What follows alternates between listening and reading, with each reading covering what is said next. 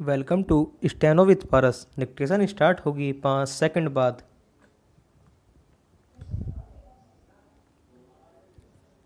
Start. अध्यक्ष महोदय, सरकार चाहती है कि अन्न के मामले में देश आत्मनिर्भर बने। तो मेरा सुझाव है कि जिन जगहों पर काफ़ी संख्या में ट्रैक्टर से काम लिया जा रहा है, आपको कोई कारखाना खोलना चाहिए और सस्ती कीमत पर उनकी मरम्मत की व्यवस्था करनी चाहिए। पहरा, आप बाहर से ट्रैक्टर मंगा रहे हैं।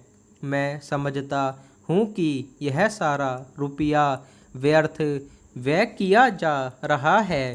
मेरा सुझाव है कि इस देश में ही ट्रैक्टर बनाया जाए। बाहर से खेती के सामान जो आ रहे हैं, कारखाने से होकर ही आ रहे हैं।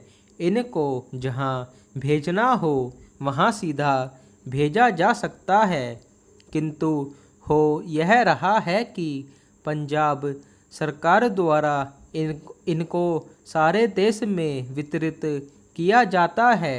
चूँकि इनको पहले पंजाब भेजा जाता है और फिर सारे देश में भेजा जाता है, इसलिए खर्चा ज़्यादा लगता है। खर्चा कम करने के लिए, लागत कीमत कम करने के लिए यह आवश्यक है कि इनको सीधे भेजा जाए। मैं समझता हूँ कि इसमें कोई औचित्य की बात नहीं है। इस पर भी आपको विचार करना चाहिए। पहरा, आपको किसानों की सहायता करनी चाहिए। उनकी हिम्मत आप न तोड़ें। हमें चाहिए कि उनको हम सस्ते दामों पर खाद दें, बिजली दें, बीज दें और पानी भी दें। लेकिन ऐसा न करके हम देख रहे हैं कि हर चीज़ के दाम बढ़ाए जा रहे हैं। नलकूप पर आप कर लगा रहे हैं, उनको बिजली नहीं मिल रही है। इस ओर आपका ध्यान जाना चाहिए। वास्तव में आप कृषि की उन्नति चाहते हैं तो सिंचाई और बिजली का काफ़ी इंतजाम होना चाहिए।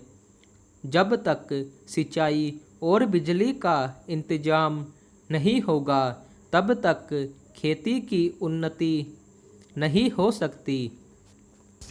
अब तक सिंचाई और बिजली तो एक मंत्री के हाथ में है, लेकिन कृषि दूसरे मंत्री के हाथ में है। ऐसा नहीं होना चाहिए। सिंचाई, बिजली और कृषि अगर किसी एक मंत्री के हाथ में हो तो खेती की उन्नति का काम सरलता से हो सकता है। मेरा निवेदन है कि इस ओर भी आपका ध्यान जाना चाहिए। समाजवादी समाज की रचना की बात बहुत कही जा रही है। गरीबों को दूर करके हम सबको बराबर लाना चाहते हैं, लेकिन देश में गरीबी आज भी बढ़ती जा रही है।